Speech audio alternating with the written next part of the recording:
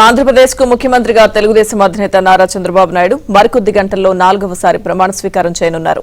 బుధవారం ఉదయం 11:27 నారా చంద్రబాబు నాయుడు అనే నేను అంటూ ప్రమాణ స్వీకారం చేయనున్నారు. ఇందుకు సంబంధించి కూటమి శ్రేణులు సర్వం సిద్ధం చేశాయి.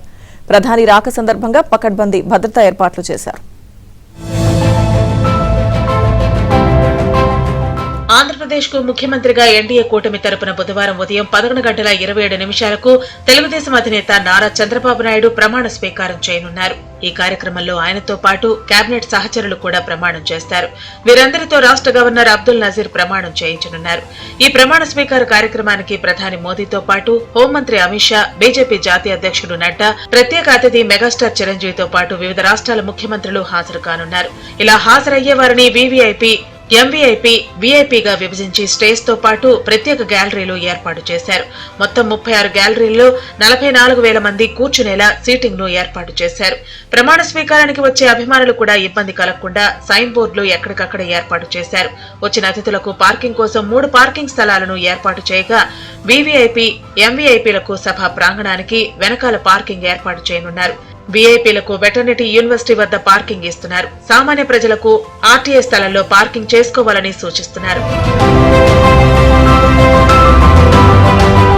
సభ ప్రాంగణం ఎదురుగా మొత్తం 36 గ్యాలరీలను ఏర్పాటు చేయనుండగా చంద్రబాబు నాయుడు కుటుంబం కోసం ఒక గ్యాలరీ, పవన్ కళ్యాణ్ కుటుంబం కోసం ఒక గ్యాలరీ, ఎంపీ, ఎమ్మెల్యే, ఎమ్మెల్సీల కోసం మరో గ్యాలరీ ఏర్పాటు చేయనున్నారు.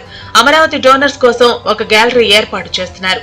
జాతీయ మీడియాకు స్టేజ్ కు కుడివైపున, లోకల్ మీడియాకు స్టేజ్ కు ఎడమ వైపున, స్టేట్ మీడియాకు స్టేజ్ ముందు సెంటర్ లో గ్యాలరీలు ఏర్పాటు చేశారు. సభా ప్రాంగణం వద్ద ప్రధాని కోసం ఒక గ్రీన్ రూమ్, గవర్నర్ కోసం ఒక గ్రీన్ రూమ్, సీఎం కు ఒక గ్రీన్ రూమ్, వీవీఐపీలకు ప్రత్యేకంగా ఒక గ్రీన్ రూమ్ ఏర్పాటు చేస్తున్నారు. స్టేజ్ ముందు వీవీఐపీల కోసం 6 గ్యాలరీలు, వీఐపీల కోసం మరో 24 గ్యాలరీలు సిద్ధం చేస్తున్నారు. స్టేజ్ పక్కగా పోలీస్ బ్యాండ్ కోసం ఒక డయాస్, సాంస్కృతిక నృత్యాల కోసం మరో డయాస్ ఏర్పాటు చేస్తున్నారు. ప్రధాని సహా కేంద్ర మంత్రులు, వివిధ పార్టీ నేతలు, ముఖ్యమంత్రులు వస్తున్నందున వేర్వేరు హెలీప్యాడ్లను ఎయిర్పోర్ట్ లో సిద్ధం చేశారు. సుమారు 12 హెలీప్యాడ్లను ఏర్పాటు చేయడంతో పాటు వచ్చిన అతిథులకు ఎలాంటి ఇబ్బంది లేకుండా ప్రతి చోట సైన్ బోర్డులను, హెల్ప్ డెస్క్ లను ఏర్పాటు చేస్తున్నారు.